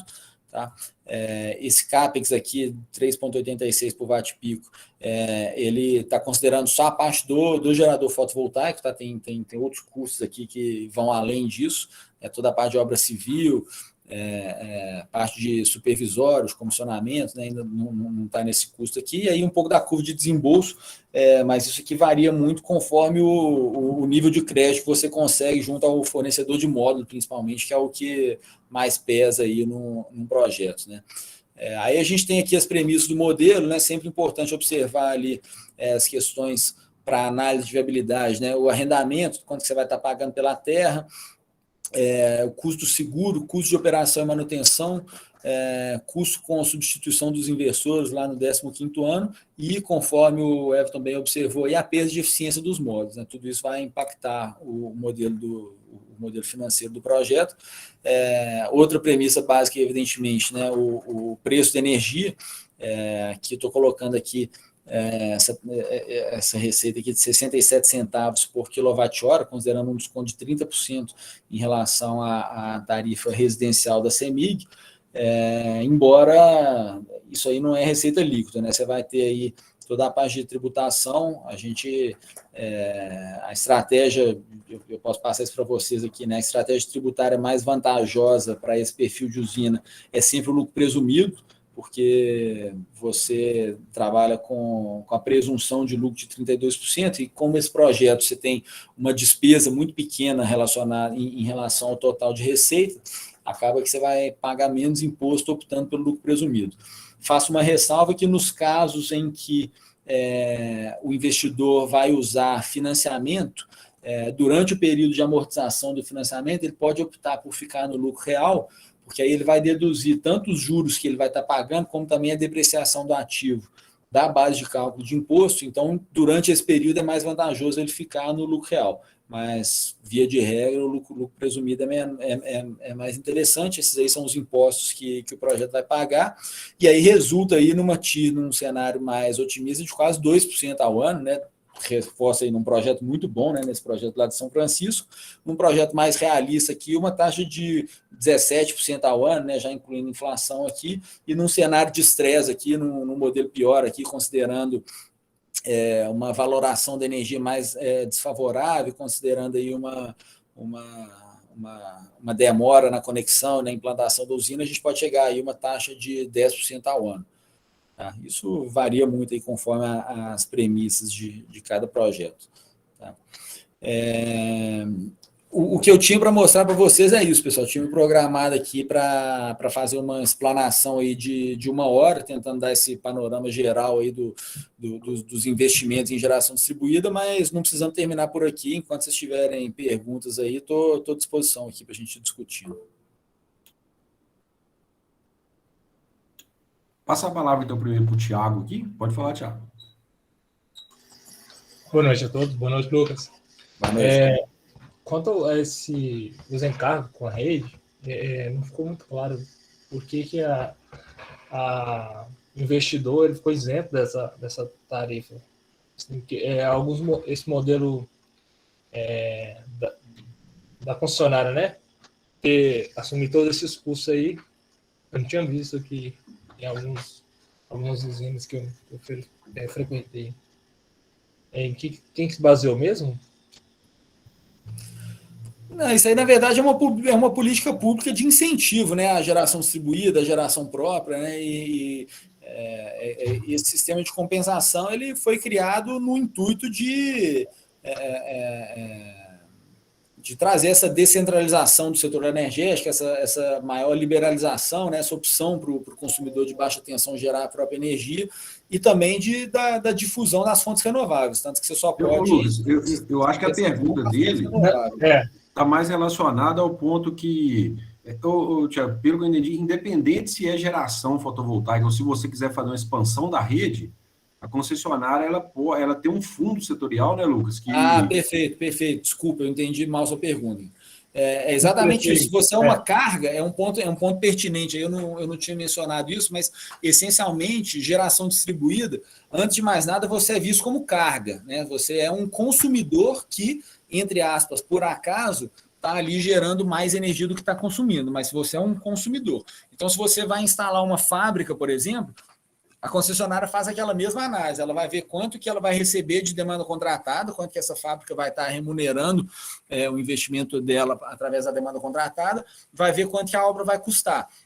Até determinado valor ela faz por conta própria, e o que excede esse valor tem que ser arcado pelo acessante. O raciocínio é exatamente o mesmo. Entendi. Porque eu tinha em mente que todas essas expansões, reforço de rede, estaria a cargo teria que ser custeado pelo investidor, né? Então, tem aquela parcela lá que é o ERD, que é o encargo de responsabilidade da distribuidora. Está aqui. Entendi. Obrigado. O parecer de acesso tem até a fórmula dele lá, de como que ele é calculado. Sim, engloba tanto...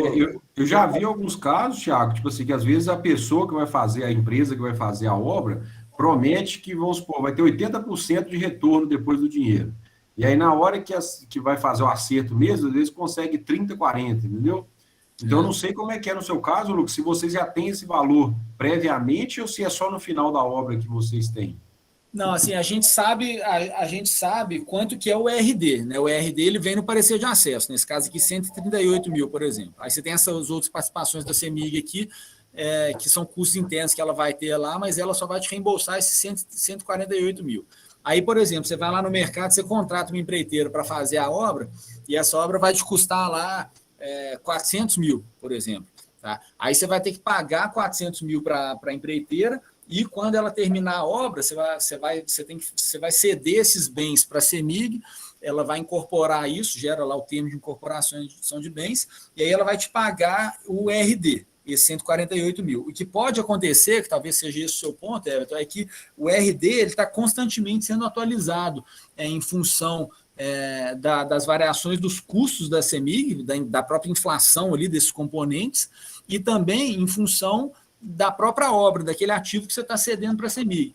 Porque o RD ele é calculado ali com base nos ativos que você está colocando de pé, o número de postes, né, o número a distância de cabos, os ativos da subestação. Então, se na elaboração de projeto você viu lá que você teve que fazer um caminhamento diferente, você está entregando mais rede para a CEMIG, por exemplo, o valor do RD pode aumentar nesse caso. Entendi. E nesse caso aí, a CEMIG só repassa o valor do RD ou essa participação é geral? É só o RD, cara. Só o RD. Entendi. Tá. Normalmente, esse projeto aqui, esse parecer de acesso aqui, o RD ficou muito baixo aqui, porque é um projeto só de 1 mega, e ela diluiu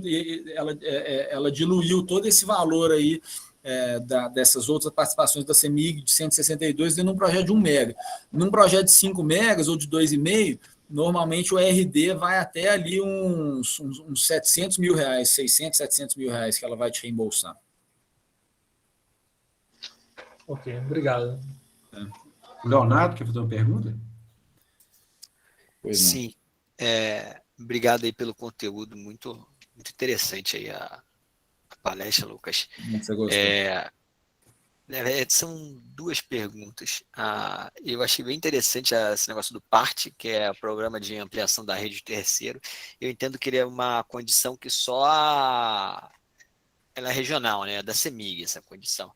Mas isso, você tem um sotaque meio de carioca aí, no Rio tem a mesma coisa, cara. Não sei se lá chama PART também, mas você sempre tem a opção de fazer a rede através de uma empreiteira credenciada na concessionária, lá no caso, lá na Light, por exemplo. Tá, eu moro em São Paulo agora, mas assim, eu vou pesquisar Legal. isso daí. A segunda você mostrou um pouco de cenários que, eventualmente, no futuro próximo, a distribuidora pode ficar um pouco saturada de conexões como essas de usinas. A não ser que eu tenha entendido errado. Não, na verdade, sim, você tem razão. A distribuidora ela fica saturada no escoamento da energia, né? Não no mercado potencial dela, né? Ela sempre vai ter energia ela sempre vai ter carga para estar absorvendo essa energia, mas em alguns locais com condições mais favoráveis, né? Teve aí uma corrida pelos empreendedores, como são projetos muito rentáveis, que foram até esses locais e entraram aí com essas solicitações de acesso para viabilizar os empreendimentos, e você só consegue conectar até determinada potência de usina em cada subestação. Então, se você olhar o mapa de disponibilidade da CEMIG, todas as subestações lá do norte, todas não, mas a imensa maioria já não tem mais capacidade de receber novas usinas. A não ser que fosse de menor porte, é isso que você está falando? A não ser que isso fosse de menor porte, exatamente. Porque a minha dúvida ia ser exatamente com relação a isso.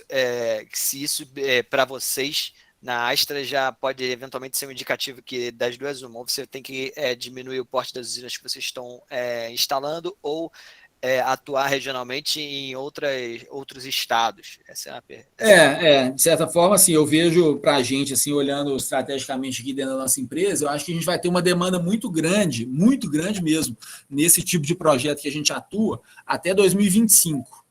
Porque os nossos clientes têm até o final desse ano para dar entrada na solicitação de acesso, e aí você vai ter um parecer de acesso. Você vê aqui nesse slide que eu estou mostrando, você tem aqui o CUJ com data de injeção em dezembro de 2024. Então, assim, é um parecer de acesso que foi emitido lá no ano passado, mas que o empreendedor assinou o CUJ lá para 2024. Então, você tem mais esses 12 meses da lei, e depois você ainda tem mais o período que você for fazer a obra de conexão para colocar a usina de pé. Então, até lá para 2025, eu ainda vou ter muito projeto desse tipo para fazer. Depois disso, eu tenho certeza, na verdade, é nem que eu acho, os projetos, esse tipo de projeto de geração remota, ele vai se tornar menos atrativo, tanto em função da valoração da energia injetada na rede, como em função do esgotamento da capacidade de escoamento aí das concessionárias, que acho que foi o ponto que você perguntou. E aí, nesse momento, eu vou ter que olhar para dentro aqui como empreendedor e pensar o que eu vou fazer, né? Mas aí eu tenho outras estratégias aqui, mas eu pretendo não ir para o varejo. Eu acho que esse mercado de varejo já passei por ele e não tenho muita pretensão de voltar, porque eu acho que o mercado é interessante, muito interessante para quem... para uma atuação local. Eu sou um pouco cético em relação, às vezes eu vejo algumas empresas falando que eu vou ser um grande instalador nacional. Eu acho que esse modelo do integrador ele sempre vai ser um modelo local. Tanto que até hoje você não vê aí uma grande empresa que dominou o setor, né, de instalações residenciais, por exemplo. Olhando sob a ótica de modelo de negócio, esse modelo de instalação de painel solar no varejo é parecido com a instalação de CFTV, por exemplo, ou até assim, eu brinco às vezes meio que denegrindo assim, o modelo, as pessoas ficam bravas comigo, mas eu falo, é igual instalar porta e janela, por exemplo. Você vai ter ali um furgão, você vai ter as ferramentas, você vai ter seus funcionários, você vai vender para quem está próximo de você ali, e à medida que você vai crescendo geograficamente, você vai se tornando menos competitivo, porque você vai ter deslocamentos mais caros, você vai ter um custo de aquisição do cliente maior, porque você vai ter que estar vendendo para quem você não conhece, e você vai estar sempre batendo de frente com o cara que está lá naquele lugar, que já conhece todo mundo, que tem o escritório dele ali por perto, né? Então esse é um modelo que eu acho que ele é muito interessante para pequenos e médios integradores que têm essa pretensão de atuar localmente. Não tem nada errado em relação a isso, na verdade eu acho um modelo espetacular, foi o modelo que eu comecei minha empresa aqui, mas ao mesmo tempo eu sou ambicioso aí, estou olhando algumas coisas maiores, eu olho para projetos de geração centralizada, para atuação no Mercado Livre, tenho olhado para outras tecnologias aí, para eficiência energética, para armazenagem de energia, né? Então, eu espero, depois de 2025, vislumbrar outras oportunidades mais nesse caminho e não no caminho de fazer projetos menores. Maneiro, obrigado, Lucas. A Priscila? Fique à vontade, Priscila. Boa noite. Com relação a essa usina desse parecer de acesso que você comentou, são 5 conexões, isso significa 5 pareceres de acesso, 5 padrões, tudo no mesmo lugar? É uma boa pergunta. Desculpa seu nome? Pode repetir, Priscila. por favor? Priscila. Nesse caso, aqui, sim, são 5 pareceres de acesso. Isso não é típico, né? Porque normalmente a gente poderia ter uma única usina com 5 megawatts, um único parecer de acesso com uma cabine de medição compartilhada. Tá? Essa usina aqui que eu mostrei para vocês lá no começo, ela é uma usina, um único parecer de acesso com uma cabine de medição compartilhada. Então, aqui a gente tem aqui 5 skids, cada um desses daqui com 5 megawatts, e aqui a cabine de medição com as 5 medições, mas num único parecer de acesso. Aquele que estava lá naquele slide, a gente estava olhando ali como se fosse um único projeto de 5 megawatts, mas essencialmente eram 5 pareceres de acesso, cada um com 1 megawatt. É uma estrutura menos eficiente, não foi um projeto que nós desenvolvemos. Se fosse, a gente não teria orientado o nosso cliente a fazer dessa forma, porque você tem 5 religadores, 5 alimentadores, 5 redes chegando ali, né? Então você acaba tornando a obra de conexão mais complexa. O ideal seria ter uma única conexão em 5 megawatts. O problema é que desde 2018, 2019, não sei exatamente quando foi, a CEMIG parou de aceitar esse tipo de projeto aqui, que eu estou mostrando para vocês, que eram os projetos de 5 megawatts. Ela estabeleceu, ela passou a adotar um novo entendimento ali, funções de conexão, e aí ela passou a emitir pareceres de acesso com conexão em média tensão somente para usinas de até 2,5 megawatts. Então, porque é justamente isso, tipo, ter o mesmo cliente no mesmo local, isso caracterizaria divisão, né? Sim, só que a 687 e a 482, ela fala que você não pode subdividir usinas para se enquadrar nos limites da micro ou mini geração distribuída. E aí, quais são os limites da microgeração distribuída? 75 kW. Então, você não pode fazer uma de 150 e dividir ela no meio em 2 de 75. Aí você estaria infringindo a regra. Ou você não pegaria uma de 10 e dividiria ela em 2 de 5. Isso não é permitido. Agora, você fazer uma de 1 e uma de 2, uma do lado da outra, você não está infringindo nenhuma regra. Isso é possível de ser feito e muitas pessoas fizeram isso. Eu não gosto, não, igual eu falei, eu não orientaria meu cliente a fazer daquela forma, mas ao mesmo tempo observo que não tem nada de ilegal, nada que fere nenhuma norma regulatória num projeto com essas características, não. Certo, obrigada. Essa subestação que está na foto do lado aí, não foi vocês que fizeram, não, né? Não, esse projeto aqui, ele é aquele mesmo, essa subestação aqui é a subestação que vai escoar a energia daquela planta Pirapora 400 megawatts, acho que eu mostrei ela em algum lugar para vocês, essa usina aqui, ela fica bem atrás ali da... Tá na boca do gol ali. Mas na verdade não, cara, porque essa subestação é outra. Essa usina aqui, ó, eu não conecto nessa subestação, não. Aquela subestação lá da foto é essa aqui que você está vendo aqui, você está vendo meu mouse aí? Essa subestação ela serve para escoar a energia desse projeto enorme que está aqui no fundo. Tá? Esse projeto aqui, na verdade, ele está conectado lá no centro de Pirapora, na subestação Pirapora 1. Ô, Lucas, você poderia falar um pouco mais sobre a questão, por exemplo, da parte de componentes? Como é que você faz? Você tem algum representante aqui no Brasil que você... Não, a gente comprar, você importa? A gente importa tudo para esse porte de projetos, para o nível de competitividade do mercado, a gente consegue ser mais competitivo importando diretamente. Eu não tenho estoque, eu fecho compras por projeto, eu trabalho em poucos projetos, né, são projetos complexos, de longo prazo, e eu sou muito pé no chão, assim, eu não tenho ambição de sair crescendo desenfreada, aí, entrando em contrato sem margem e contrato arriscado. Eu vejo muita empresa fazendo isso e eu estou fora. Então, eu entro em poucos projetos e quando eu fecho um contrato, eu já fecho a importação já para esse contrato. Os módulos saem lá da China e são transportados direto para a obra. Eu faço todo o trâmite de importação, internalização, tenho meu radar aqui. E aí, módulo fotovoltaico é quase que uma commodity, né? Eu não gosto de falar que é commodity porque tem tecnologia embarcada, tem muito de qualidade, né? Mas acaba que a gente fecha ali caso a caso. A gente tem trabalhado principalmente com a Trina, com a Canadian Solar e com a Long.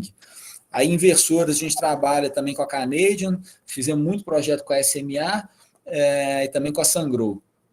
A Huawei também tem um inversor bacana, mas são distribuídos pela VEG, então a gente tem menos flexibilidade para trabalhar com eles. E em termos de tracker, a gente gosta muito do tracker da Schletter, mas é um tracker alemão e o suporte deles aqui no Brasil nem sempre é aquele que a gente gostaria de ter. Então, a gente tem trabalhado muito agora também com Convert e STI, que são duas empresas europeias, mas que tem uma presença nacional muito forte aqui, estão muito competitivas na geração distribuída. E aí os demais componentes, né, cabo a gente compra aqui, eletroduto a gente compra aqui, caixa de passagem a gente compra aqui, todo o resto é local.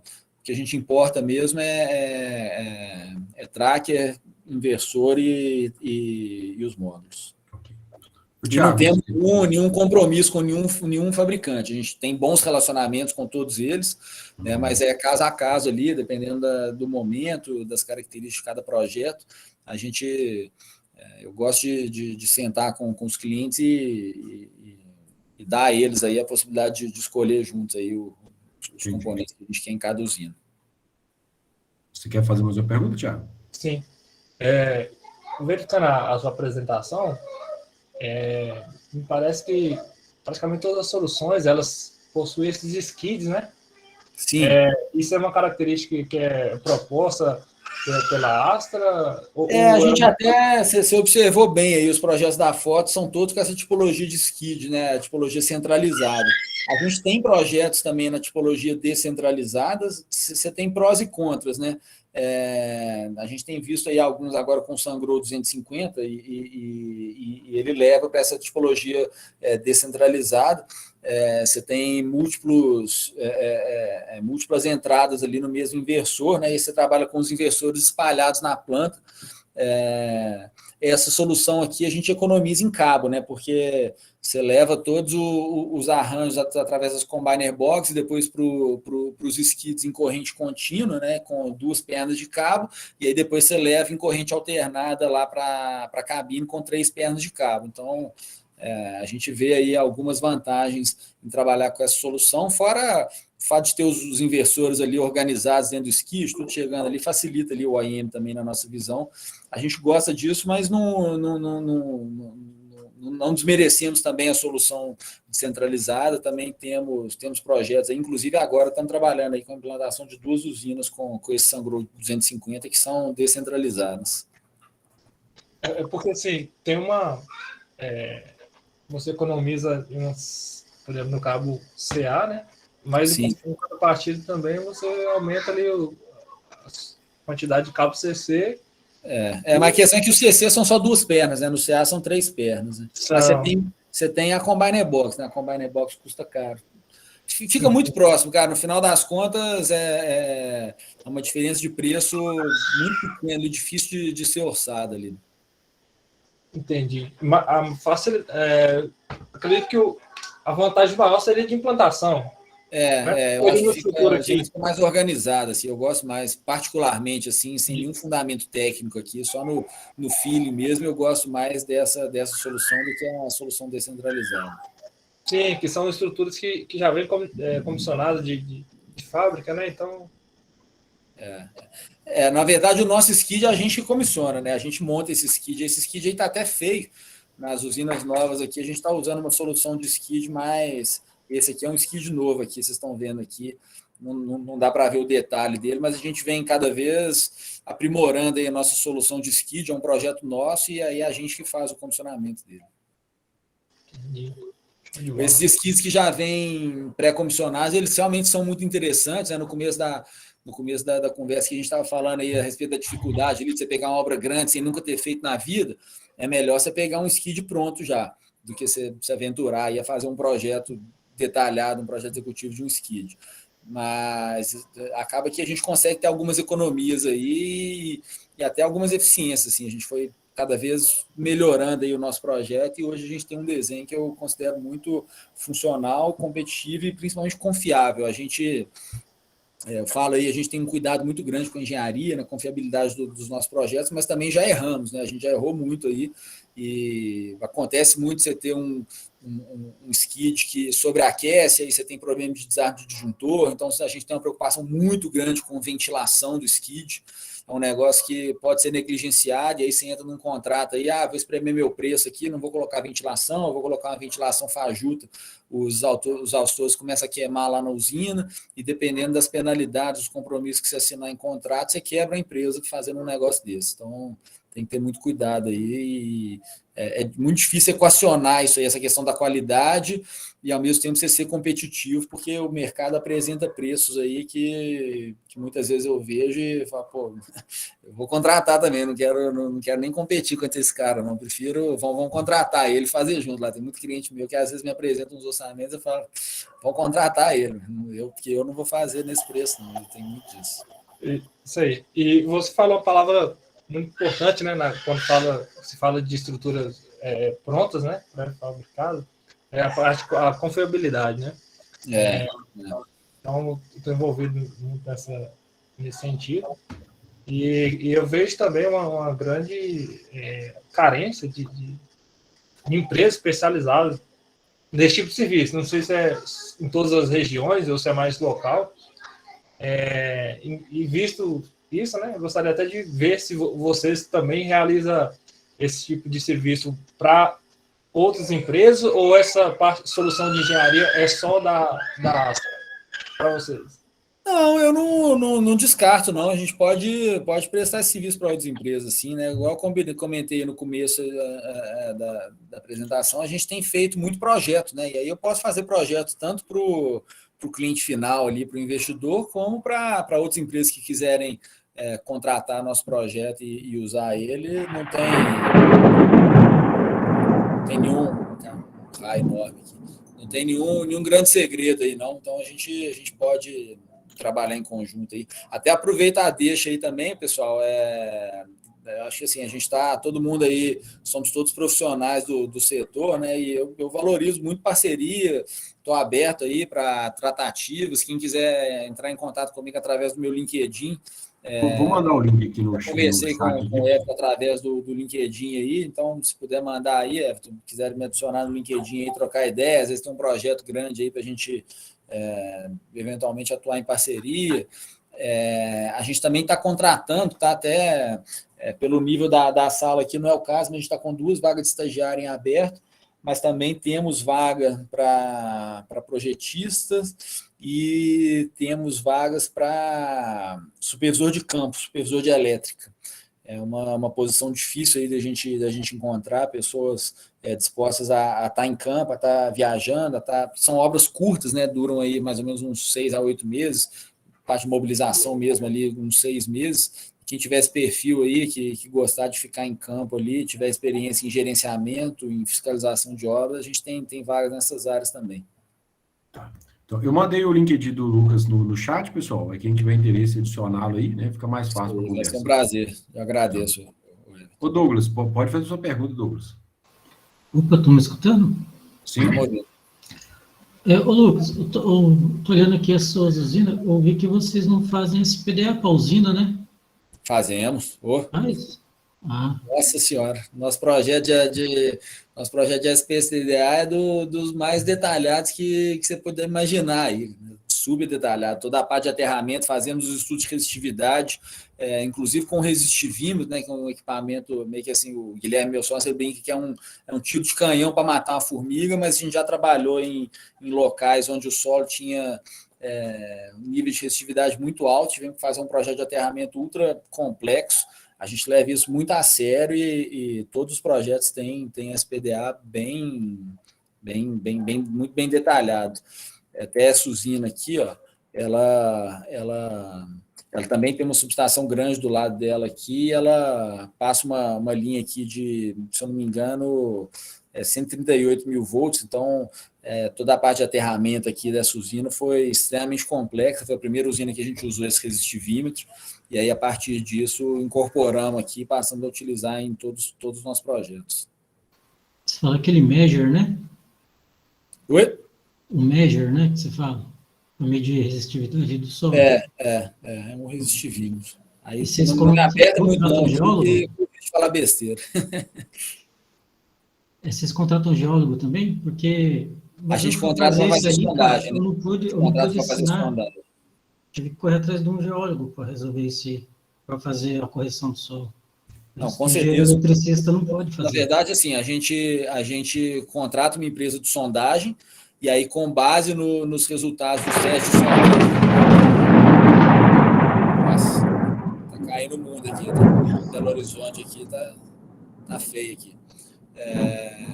Mas a gente contrata a empresa de sondagem e aí, com base no levantamento topográfico, nos testes de sondagem, e se for o caso, nos testes de pull-out, a gente vai colocar todos esses inputs dentro do nosso projeto civil, né? E aí a gente tem uma equipe de civil aqui, não temos nenhum geólogo, mas temos um corpo técnico civil bem qualificado aqui, que vai fazer todo o projeto civil, incorporando aí drenagem e terraplenagem, né? Mas a geologia, ela entra mesmo na sondagem.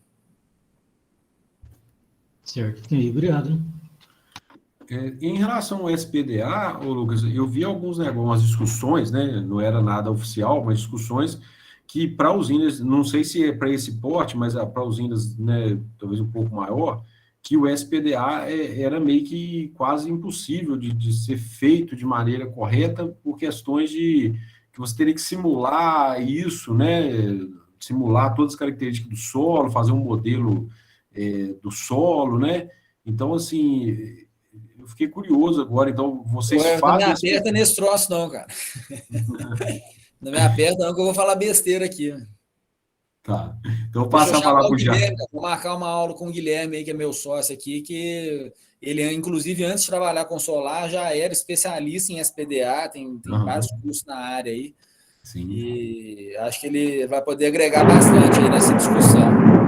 Mas são estudos realmente muito complexos que a gente faz aqui, e a gente entra muito no detalhe aí. Talvez isso que você estava falando que era impossível, na verdade, é impossível você fazer com o terrômetro, né? Mas com esse medidor de resistividade a gente faz aqui. Não me fugiu da mente aqui o nome dos ensaios aqui, dos modelos matemáticos aqui que o pessoal usa lá na engenharia, mas a gente faz um SPDA muito bem detalhado. Tá. Ô, Jacques, pode fazer sua pergunta, eu acho aqui para mostrar para vocês aqui, enquanto a gente está conversando aqui, até para vocês terem uma ideia aqui. Acho que a gente pode ir batendo papo aqui. Se eu achar um fácil aqui, eu mostro para vocês aqui. Eu devo ter algum aqui na minha pasta aqui. Tá. Enquanto isso, o Jacques vai fazendo uma pergunta aí. Pode falar aí, Jacques. Ô, Lucas, em relação à utilização de otimizadores de potência nesse porte de usina, o que é que você Ainda diz? não vi viabilidade, cara. Adoro a tecnologia, acho que tem um futuro muito promissor, mas nesse tipo de usina aí, nas nossas simulações aqui, ainda não se mostrou competitivo. Mas não tem dúvida que é uma tecnologia fenomenal em sistemas onde você tem vários caimentos, onde você tem talvez uma área um pouco mais sombreada, né, que você tem diferentes inclinações. Certamente é uma tecnologia vencedora aí e tende a ganhar cada vez mais espaço. Talvez eu esteja até desatualizado aí no que eu estou falando e em breve a gente vai estar vendo aí várias usinas desse porte aí também com os otimizadores. Ok, obrigado.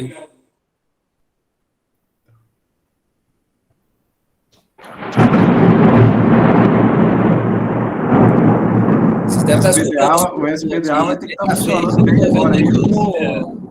Hoje Belo Horizonte acaba, hein? Tá feio mesmo aqui. Não, eu acho que pelo horário, Lucas, eu vou agradecer para a gente encerrar. Eu acho que está muito bom, foram várias dúvidas, né, bem interessantes aí. Dependendo, igual você comentou, se um dia o Guilherme, né, a gente pode talvez. Não, vamos marcar sim. Né, o Guilherme entra aí ele entra aí nessa parte técnica aí com bastante detalhes aí com vocês e tenho certeza que ele vai poder contribuir bastante aí com essa parte técnica. A gente é muito complementar aqui, né? Eu foco mais aí nessa parte do negócio e o Guilherme realmente na parte técnica. Então, acho que também seria interessante aí para vocês aí que entendem mais essa parte e têm mais curiosidade sobre isso, ele vai poder falar com muito mais propriedade, tá? Mas eu acho que você conseguiu trazer também bastante informações, tanto da parte técnica quanto da parte econômica, financeira, parte de negócio, né? Eu acho que esse era o nosso objetivo, né? Ter uma visão ampla. A proposta era essa, né? Então, eu agradeço muito pelo seu esforço de ter trazido tantas informações para a gente, e também abertura para discussões. Eu pessoalmente gostei muito, tá? Então, em nome de todo o time, dos professores, da coordenação, eu agradeço, né, pelo seu tempo e desejo bastante sucesso aí nos negócios aí para você. Beleza. Agradeço aí também pela oportunidade de compartilhar um pouco do conhecimento, um assunto que eu gosto tanto, a oportunidade de estar contando aí a respeito da história de empreendedorismo, falando um pouco da nossa empresa, né? Peço desculpas se eu fiz um pouco de propaganda aí, mas nem sempre eu consigo dissociar aqui o meu dia a dia aqui, porque acaba que tudo que eu estou falando para vocês aqui é real aqui, né? O que a minha experiência é aqui, então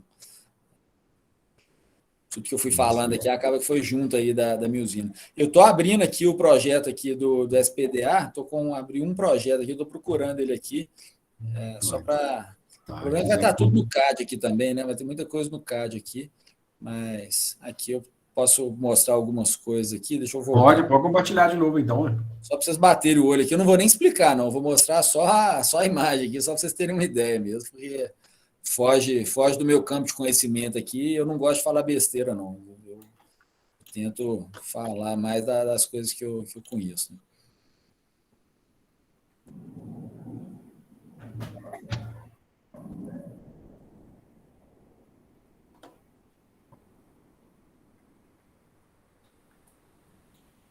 Eu vou passando devagarzinho aqui, vocês vão vendo aí quem tiver conhecimento, né? Mas vocês veem que a gente faz realmente o projeto bem detalhado mesmo, com modelagem computacional, um negócio que não é brincadeira, não.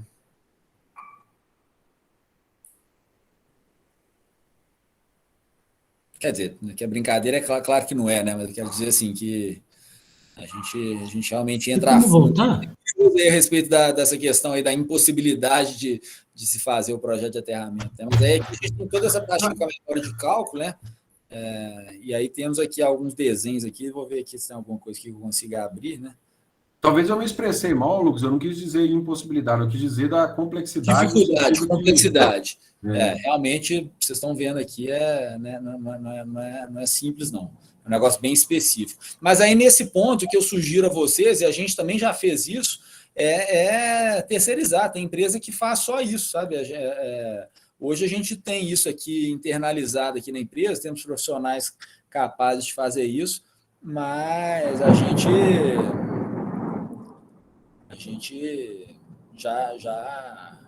já usou aí empresas parceiras aí que focam só nisso, né? Porque é um conhecimento muito específico, né? Aqui a gente definiu aqui os pontos para medição de resistividade nesse desenho, né? Que estou mostrando aqui para vocês. E aí tem aqui, quero ver se eu abro essa planta aqui com detalhe do aterramento aqui. Se a gente vai conseguir ver ela.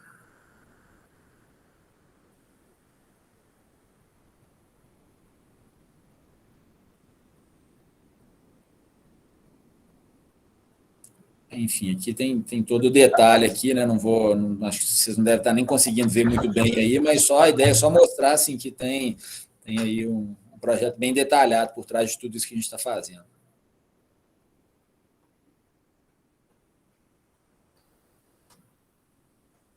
Mas acho que é isso, pessoal. Se não tiver mais uma dúvida, só... Lucas.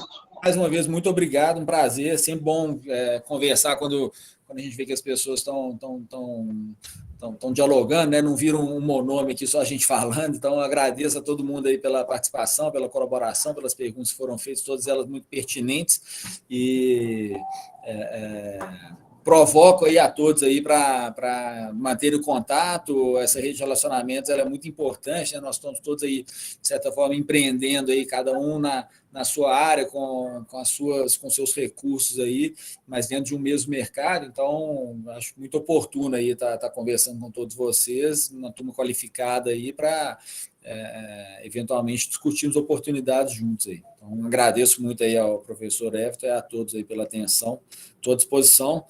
Se quiser mandar meu e-mail aí para eles também, o Everton, lucas@astrosolar.com.br. Tá? Vocês podem me mandar aí, às vezes, alguma demanda, alguma oportunidade. Estou sempre aberto aí a estar conversando com o pessoal também. Você quer fazer uma pergunta, Gilmar? Na verdade, quando ele mostrou aquele projeto ali, eu só queria saber se eles chegam a fazer alguma modelagem BIM da usina. Fizemos sim. O projeto leva em consideração a modelagem da usina, sim. Beleza. Tá certo. Obrigado. Peço desculpas por não ter conseguido colocar minha câmera aqui, pessoal. Não tô me escondendo, não. Na verdade, acho legal assim, se eu tivesse com a câmera aqui, mais próximo aí, né, da realidade aí, mas tive um problema aqui no meu notebook, aqui não consegui. Mas não é o importante, acho que a gente conseguiu transmitir a mensagem e o conteúdo. Excelente. Então, muito obrigado. Então, pessoal, vou encerrar aqui agora a gravação. Depois eu vou disponibilizar lá quem quiser voltar, né, em algum ponto, vai ficar tudo gravado. Então,